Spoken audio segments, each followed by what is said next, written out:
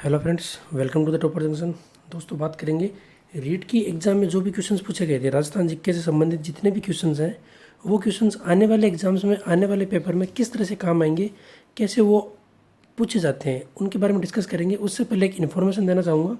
Students, जितने भी student RPSC grade first और ग्रेड सेकेंड की तैयारी कर रहे हैं, उनके लिए इंडिया, वर्ल्ड और राजस्थान जीके के सेपरेट क्वेश्चंस अपन आने वाले टाइम में वीडियो बनाने वाले हैं। ठीक है, नेक्स्ट जो भी वीडियो होंगे अपने, वो इन्हीं क्वेश्चंस पे आधारित होंगे, जो क्वेश्चंस सबसे ज़्यादा इंपॉर्टेंट रहेंगे आने वाले पेपर पे।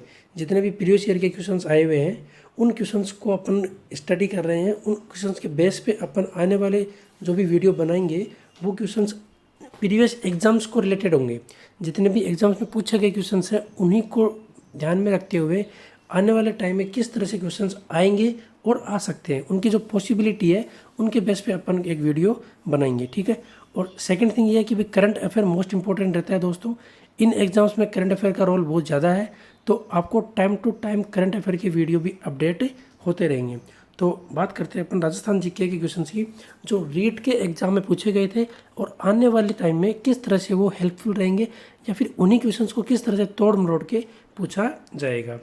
ठीक है, तो चारों शिफ्ट का आंकलन है दोस्तों। ये चारों शिफ्ट में जो भी क्वेश्चंस आए हुए हैं, उनके बारे में डिस्कस करने वाले हैं अपन। ये पार्ट 1 है। अगर पसंद आया, अच्छा लगा, कमेंट कीजिएगा, क्योंकि फिर उसके बाद में अपन पार्ट 2 बहुत जल्दी अपलोड करेंगे। तो पहला क्वेश्चन है दोस्तों, फूल डॉल का मेला कहाँ लगता है? ये सबको पता है, ये हर स्टूडेंट ने इस क्वेश्चन को देखा है, सोशल मीडिया में वायरल हुआ है कि भाई ये क्वेश्चन इस तरह से पूछा गया था और इसका आंसर क्या है।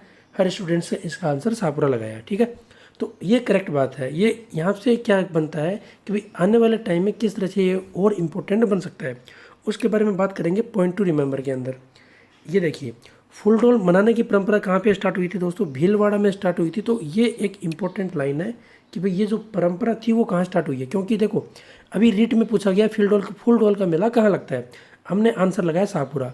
अब हर स्टूडेंट के मन में सिर्फ शाहपुरा ही रहेगा कि आने वाला टाइम में अगर कभी भी इसका जिक्र होता है तो अपन शाहपुरा टिक करके आएंगे। लेकिन इंपॉर्टेंट चीज़ क्या है यहाँ पे कि इसको मनाने की जो परंपरा है वो शुरू कहाँ हुई थी? भीलवाड़ा में हुई थी। करीब 4 साल तक ये भीलवाड़ा में ही मनाया जाता था। ठीक है, उसके बाद वहाँ के महाराज कहाँ चले गए? शाहपुरा चले गए। तो 1826 से ये फुलडोल मेला जो मनाने की परंपरा है वो कहाँ से है? शाहपुरा में 1826 से शुरू हुई है, जो आज तक है। तो इस डेट को याद रखिएगा, 1826 ये सन जो है याद रखिएगा, जगह याद रखिएगा। और वो जो महाराज हैं वो उनका पलायन कर गए, वो चले गए, इस वजह से हो गया।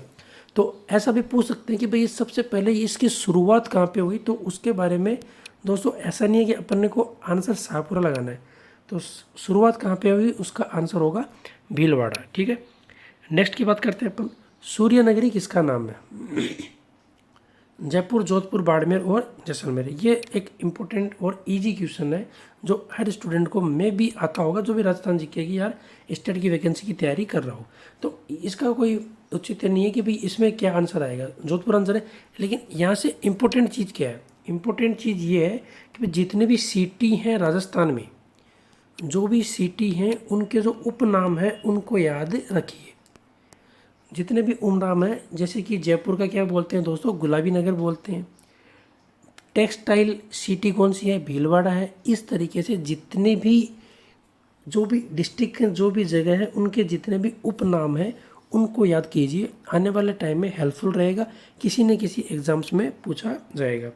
नेक्स्ट की बात करते हैं अपन, सोनार दुर्ग कहाँ स्थित है? ऑप्शन अपने पास में जैसलमेर, जयपुर, राजसमंद या फिर भरतपुर। देखो दोस्तों, दुर्ग के बारे में अपन ने वीडियो भी बनाए हैं, अपन ने क्वेश्चंस को डिस्कस किया था, जहाँ पे आरपीएससी द्वारा पूछे गए पिछले एग्जाम्स के जो क्वेश्चंस थे उनमें अपन ने डिस्कस किया है। इन दुर्ग की कैटेगरी भी होती है, किस किस टाइप से दुर्ग को डिसाइड करते हैं, किस किस टाइप से दुर्ग को कैटेगरी वाइज, श्रेणी वाइज क्या करते हैं, अलग अलग करते हैं। और इनकी बारे में जो डिटेल स्टडी है उसके बारे में भी अपन ने डिस्कस किया था। तो ये जो दुर्ग है, सोनार दुर्ग, वो कहाँ स्थित है? जैसलमेर में स्थित है। अब इम्पोर्टेंट चीज़ क्या बनती है यहाँ पे, उसके बारे में बात करते हैं।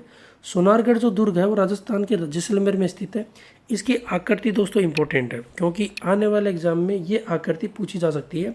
त्रिकुटा करती है, ये जो आकृति है इसको स्टार लगा लीजिए, स्टार लगा के पॉइंट आउट कर लीजिएगा। ठीक है, जैसलमेर दुर्ग अंगड़ाई लेते सिंह और तैरते हुए जहाज के समान दिखता है। ये इंपॉर्टेंट लाइन है कि भाई अपने पास में क्या होता है, कोई स्टेटमेंट आता है कि भाई इस तरह का कौन सा दुर्ग दिखता है। अब वहाँ पे फिर अपने पास ऑप्शन आता है कि मेहरानगढ़ है, या फिर जैसलमेर का दुर्ग है, या फिर गागरोन का किला, इस तरह से क्या क्या ऑप्शन बनते हैं।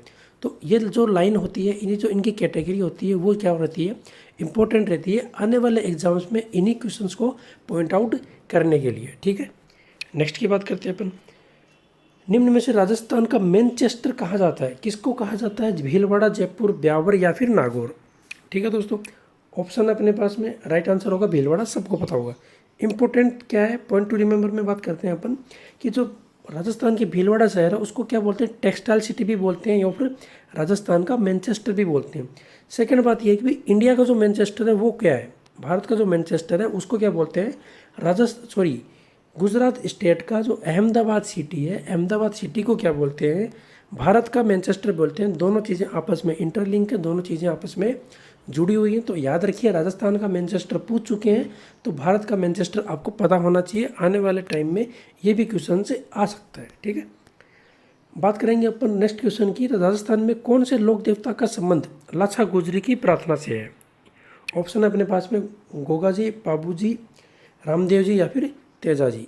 राइट आंसर होगा दोस्तों इसका तेजा जी। ये जितने भी आंसर्स बता रहा हूँ दोस्तों, रीट की जो एग्जाम में क्वेश्चन आए हुए हैं उनकी अभी तक ऑथेंटिक ऑफिशियल कोई आंसर की नहीं है ये, लेकिन फिर भी अपने इसको चेक किया है। ठीक है, सारे आंसर क्या है, करेक्ट है। तो राजस्थान में कौन से लोक देवता, अब देखो दोस्तों यहाँ से मैंने अपने पिछले क्वेश्चंस में, पिछले वीडियोज़ में जो भी बातें बताई है वो यहाँ पर जुड़ी हुई है इसलिए कि भी जो लोक देवता हैं अपने, उनसे सब में से क्वेश्चन नहीं आते। आपने अगर देखा होगा, आपने अगर पढ़ा होगा, तो हर एक क्वेश्चंस अपने आप में इंपॉर्टेंस रखता है, लेकिन इम्पोर्टेंट वो है कि भाई जो क्वेश्चंस पूछे गए थे, जो क्वेश्चंस पूछे गए हैं एग्जाम्स में, उन्हीं पे फोकस कीजिए सबसे पहले। अब स्टूडेंट यूँ बोलता है कि सर जो छूट गया हो सकता है वो आ जाए तो क्या होगा।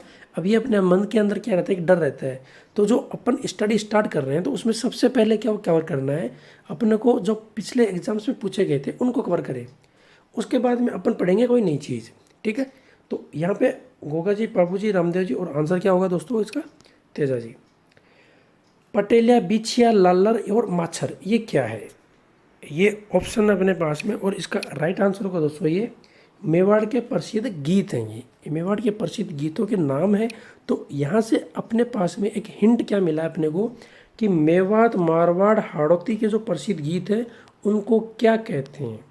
अगर किसी स्टूडेंट को पता हो तो कमेंट बॉक्स में कमेंट करके बताएं, अगर नहीं पता तो इसके बारे में स्टडी कीजिए। ठीक है, इसके बारे में पढ़िए, इसके बारे में आपको जानकारी होनी चाहिए। आने वाले टाइम के लिए ये क्वेश्चंस इंपॉर्टेंट रहेंगे। ठीक है, तो जो भी क्वेश्चंस मैंने बताए हैं, जो भी क्वेश्चंस इनके ऑप्शन में आते हैं, उनके बारे में थोड़ी सी स्टडी कर लीजिए। उसके बाद में नेक्स्ट जो भी आप पढ़ रहे हो उसको कंटिन्यू कर सकते हैं आप। हाथलगांव का संबंध राजस्थान के एकीकरण में कौन सी रियासत से जुड़ा हुआ है। यहाँ से दोस्तों कुछ टॉपिक्स मिले हैं अपने को, कुछ हिंट मिला है, कुछ अपने को डिस्क्रिप्शन देखा था। तो ऑप्शन अपने पास में झालावाड़, किशनगढ़, सिरोही या फिर प्रतापगढ़। तो ऑप्शन इसका राइट आंसर होगा सिरोही। और जो अपने पास डिस्क्रिप्शन मिला है उसके बारे में बात करते हैं। सरदार पटेल एक अत्यंत चतुर राजनीतिज्ञ थे।